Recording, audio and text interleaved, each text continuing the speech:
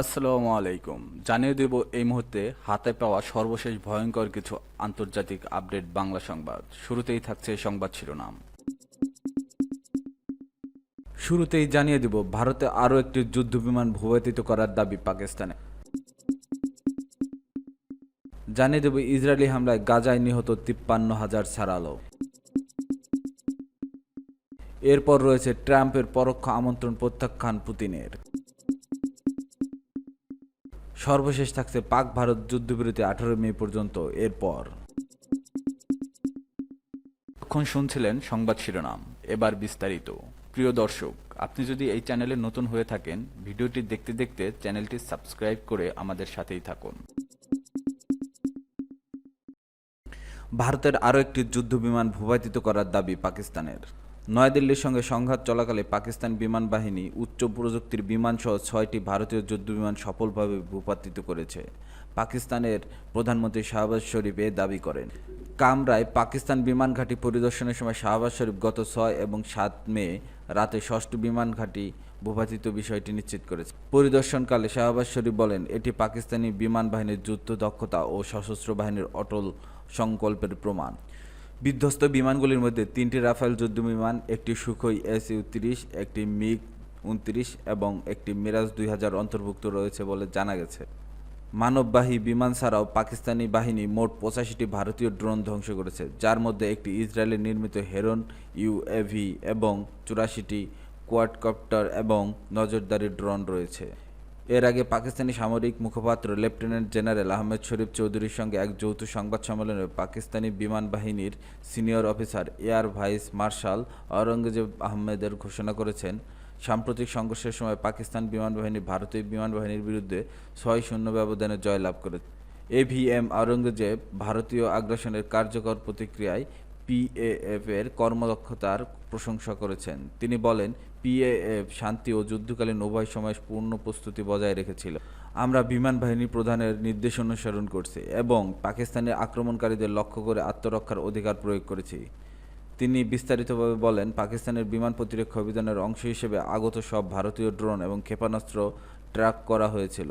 PAF সফলভাবে শত্রু drone jam করেছে, তাদের ডেটা ট্রান্সমিশন ব্যবহৃত করেছে এবং ধ্বংসের কৌশল প্রয়োগ করেছে। প্রসঙ্গত, কয়েক দশক ধরে চলা ভারত পাকিস্তানের মধ্যে সর্বশেষ উত্তেজনা শুরু হয় গত 7 মে। সেদিন পাকিস্তান এবং জম্মু ও কাশ্মীরের বিভিন্ন এলাকায় ভারত বিমান হামলা চালিয়ে কমপক্ষে 31 বেসামরিক নাগরিককে হত্যা করে। পাল্টা জবাবে পাকিস্তান ভারতের 5টি যুদ্ধবিমান ভূপাতিত করে, যার মধ্যে 3টি রাফেল। এছাড়া কয়েক ডজন ড্রোনও ধ্বংস করে ইসলামাবাদ। 4 দিনের এই সংঘাতে ভারতের হাতে কমপক্ষে 11 সেনা ও 40 বেসামরিক নাগরিক নিহত হন বলে উল্লেখ করা হয়েছে প্রতিবেদনে। ইসরায়েলি হামলায় গাজায় নিহত 53,000 ছাড়ালো। গাজার দক্ষিণাঞ্চলের খান ইউনিস এলাকায় বৃহস্পতিবার ভোরের দিকে চালানো হামলায় নিহত হয়েছে অন্তত 61 জন। উত্তরাঞ্চলের জাবালিয়ার আল তাওবা চিকিৎসা কেন্দ্রে ইসরায়েলি বিমান হামলায় প্রাণ গেছে আরও অন্তত 15 জনের। হামলায় বেশ কয়েকজন আহত হয়েছেন। এই নিয়ে 53,000 ছাড়ালো গাজায় নিহতের সংখ্যা। হামাস নিয়ন্ত্রিত গাজার স্বাস্থ্য মন্ত্রণালয় এ তথ্য জানিয়েছে। ইসরায়েলি বাহিনীর হামলার জেরে গাজা জুড়ে অন্তত 3টি হাসপাতাল কার্যক্রম সাময়িক বন্ধ হয়ে যাওয়ায় খবর দিয়েছে স্বাস্থ্য মন্ত্রণালয়। এগুলো হলো জাবালিয়ার আল আওদা হাসপাতাল, খান ইউনিসের ইন্দোনেশিয়ান হাসপাতাল এবং ইউরোপিয়ান হাসপাতাল। আল জাজিরা সংবাদদাতা তারেক আল আজমির গাজার দেওর এল বালা এলাকা থেকে বলেন, গাজাবাসীর জন্য এটা আরেকটি রক্তাক্ত দিন। ইসরায়েলি বাহিনী আবাসিক এলাকাতেও নির্বিচারে বিমান হামলা চালিয়েছে। খান ইউনিসের অন্তত 9টি বাড়িতে পূর্ব সতর্কতা ছাড়াই হামলা চালানো হয়েছে। এক বিবৃতিতে হামাস বলেছে, দোহায় যুক্তরাষ্ট্রের প্রতিনিধি এবং কাতার ও মিশরের মধ্যস্থতায় হামাস ও ইসরায়েলের মধ্যে পরোক্ষ যুদ্ধবিরতি নিয়ে আলোচনা চলছে। এর মধ্যে ইসরায়েলি বাহিনী মরিয়া হয়ে আচরণ করছে। 2023 সালে 7 অক্টোবর ফিলিস্তিনের স্বাধীনতাকামী সশস্ত্র সংগঠন হামাস ইসরায়েলের মাটিতে হামলা চালায়। এতে আনুমানিক 1139 জন নিহত হন এবং 200 জনের বেশি মানুষ জিম্মি করে গাজায় নিয়ে যাওয়া হয়। জবাবে সেদিন থেকে গাজার নির্বিচারে হামলা শুরু করে ইসরায়েল। হামাস নিয়ন্ত্রিত গাজার স্বাস্থ্য মন্ত্রণালয়ের হিসাব অনুসারে উপত্যকাটিতে ইসরায়েলি হামলায় এখন পর্যন্ত কমপক্ষে 53,010 জন ফিলিস্তিনি নিহত হয়েছে। নিহতের বেশিরভাগই নারী ও শিশু। আহত হয়েছে 1,19,919 জন। তবে গাজার সরকারি গণমাধ্যম কার্যালয়ের তথ্য বলছে, নিহতের সংখ্যা 61,700 জন ছাড়িয়ে গেছে। তারা বলছে, ধ্বংসস্তূপের নিচে নিখোঁজ থাকা হাজারো মানুষকে মৃত বলে ধরে নেওয়া হয়েছে। ট্রাম্পের পরোক্ষ আমন্ত্রণ প্রত্যাখ্যান পুতিনের। মার্কিন প্রেসিডেন্ট ডোনাল্ড ট্রাম্পের পরোক্ষ আমন্ত্রণ প্রত্যাখ্যান করলেন রাশিয়ার প্রেসিডেন্ট ভ্লাদিমির পুতিন। ইউক্রেনের যুদ্ধ নিয়ে পুতিনের সঙ্গে সাক্ষাতের বিষয়ে আগ্রহ প্রকাশ করেছিলেন ট্রাম্প। এ বিষয়ে তুরস্কের ইস্তাম্বুলে বৈঠকের বিষয়েও ভাবছিলেন তিনি। বুধবার কাতারের এক বক্তব্যে সেই ইঙ্গিত দিয়ে বলেন, ৩ বছর ধরে চলা রাশিয়া ইউক্রেন যুদ্ধের অবসান ঘটতে তুরস্কের আয়োজিত প্রথম সরাসরি শান্তি আলোচনার অগ্রগতি হলে তিনি সেখানে যেতে পারেন। তিনি বলেন, আপনারা জানেন যদি কিছু হয় আমি শুক্রবারই যাব যদি তা উপযুক্ত হয়। তিনি আরও বলেন, আমি সেখানে গেলে পুতিন সম্ভবত খুশি হবেন। কিন্তু বৃহস্পতিবার ক্রেমলিন মুখপাত্র দিমিত্রি পেসকভ জানিয়েছে, এই মুহূর্তে পুতিনের ইস্তাম্বুল যাওয়ার কোনো সম্ভাবনা নেই। ইউক্রেনের সঙ্গে শান্তি আলোচনার জন্য রাশিয়ার প্রতিনিধি দল তুরস্কের ইস্তাম্বুল পৌঁছেছে। রুশ পররাষ্ট্র মন্ত্রণালয়ের মুখপাত্র মারিয়া জাকারোভা এ তথ্য জানিয়েছেন। অপরদিকে একজন ইউক্রেনীয় কর্মকর্তা জানিয়েছেন, প্রেসিডেন্ট জেলেনস্কি সহ একটি প্রতিনিধি দলও বৈঠকে যোগ দিতে যাচ্ছে। পাক ভারত যুদ্ধবিরতি 18 মে পর্যন্ত।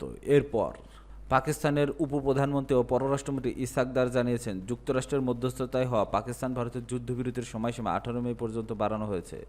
বৃহস্পতিবার সিনেটে বক্তব্যে তিনি বলেন, দুই দেশের সামরিক প্রধানদের মধ্যে 14 মে হটলাইন সংযোগের মাধ্যমে এই সিদ্ধান্ত নেওয়া হয়েছে।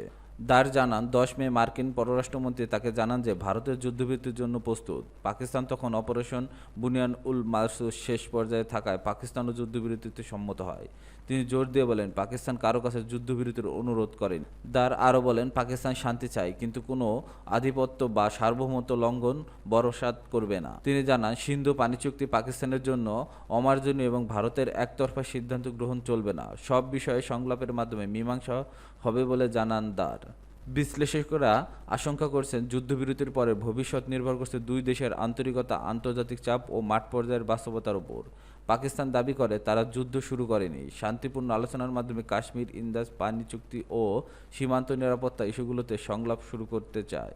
যুক্তরাষ্ট্রসহ আন্তর্জাতিক শক্তিগুলো চাপ দিয়ে দুই পক্ষকে আলোচনার টেবিলে আনতে চাইছে। তবে ভারতের অতীত আচরণ বিবেচনায় বিশ্লেষক আশঙ্কা করছে, যুদ্ধবিরতি দীর্ঘস্থায়ী নাও হতে পারে, বিশেষত যদি সীমান্তে কোনো নতুন উস্কানি ঘটে। তাই পরিস্থিতি এখনও ভঙ্গুর এবং নজরদারির মধ্যে রয়েছে। উল্লেখ্য, কাশ্মীরের পেহেলগামে সন্ত্রাসী হামলায় 26 জন বেসামরিক নাগরিক নিহত হওয়ার পর ভারত পাকিস্তান বিমান হামলা চালায়। এরপর দুই দেশের মধ্যে পাল্টাপাল্টি হামলা চলতে থাকে, যা 10 মে যুদ্ধবিরতির মাধ্যমে থামে।